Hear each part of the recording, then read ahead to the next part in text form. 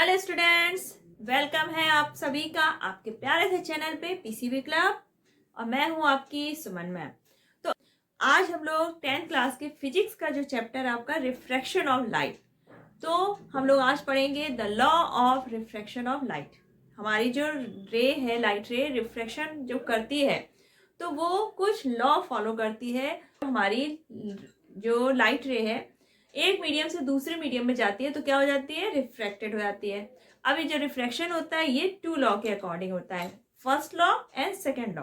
तो जो आपका फर्स्ट लॉ है उसके अकॉर्डिंग क्या है कि जब हमारी कोई लाइट रे रिफ्रैक्टेड होती है तो किसी पॉइंट पे, जिस पॉइंट पे हमारी लाइट क्या हो रही है, इंसिडेंट हो रही है, ठीक है। तो आपकी इंसिडेंट रे, आपका रिफ्रैक्टेड रे और नॉर्मल, ये सारी चीजें क्या होंगी, एक ही प्लेन पे होंगी। तो फर्स्ट लॉ हम क्या कहेंगे, द इंसिडेंट रे, रिफ्रैक्टेड रे and normal at the point of incident. आपका ये ओ क्या है, पॉइंट ऑफ इंसिडेंट है। यहाँ पे हमारी एओ लाइट क्या हो रही है, इंसिडेंट हो रही है। तो जो पॉइंट है इंसिडेंट पे, वहां पर आपकी इंसिडेंट रे, ये आपका नॉर्मल हो गया और ये रिफ्रैक्टेड रे, ये तीनों एक ही प्लेन में होंगी। अब हम जब डायग्राम दिखाएंगे तो हम क्या करेंगे, जो पेपर का प्लेन है उसी में शो करेंगे। तो ये तो हो गया फर्स्ट लॉ। सेकेंड लॉ क्या कहता है कि जो आपका ये है, आपका ये क्या है, एंगल ऑफ इंसिडेंट, और ये क्या है, एंगल ऑफ रिफ्रैक्शन।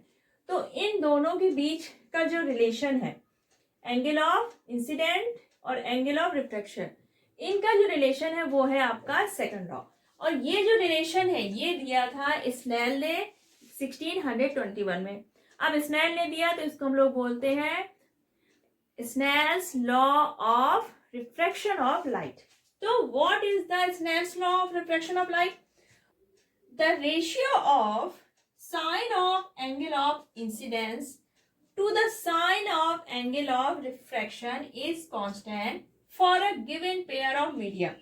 अब अगर हमारी लाइट रे रिफ्रैक्शन शो करेगी तो वो तभी रिफ्रैक्शन शो करती है जब उसका मीडियम चेंज होता है। तो पेयर के मीडियम का क्या होगा, पेयर होगा। जैसे आपका एयर से ग्लास हो सकता है या फिर एयर से वाटर। तो जो भी मीडियम होगा उसमें जो एंगल्स बन रहे हैं, तो ठीक है, ये क्या हो जाएगा, इसका sine of angle of incidence upon sine of angle of refraction is equal to constant. इसको हम लोग क्या बोलेंगे, sine I upon sine R is equal to constant. Sine I को हम क्या लिख सकते हैं, sine of angle of incidence upon sine R को क्या लिखेंगे, sine of angle of refraction of,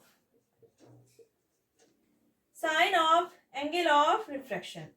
और साइन आई क्या हो जाएगा आपका, sign of angle of incidence. तो इसको लिखेंगे sine I upon sine r equal to constant. अब ये जो कांस्टेंट है ये होता है आपका रिफ्रैक्टिव इंडेक्स। क्या होता है, रिफ्रैक्टिव इंडेक्स। अब ये जो कांस्टेंट आएगा ये हमारा रिफ्रैक्टिव इंडेक्स है, और ये रिफ्रैक्टिव इंडेक्स होगा जो हमारा मीडियम है।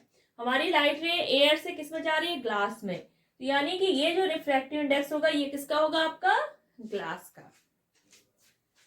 तो रिफ्रैक्टिव इंडेक्स को हम लोग कैसे डिफाइन कर सकते हैं, the value of the constant sine I upon sine r. ये अभी हमने स्नेल्स लॉ ऑफ रिफ्रैक्शन पढ़ा था कि जो हमारा साइन आई अपॉन साइन आर क्या होता है, कांस्टेंट।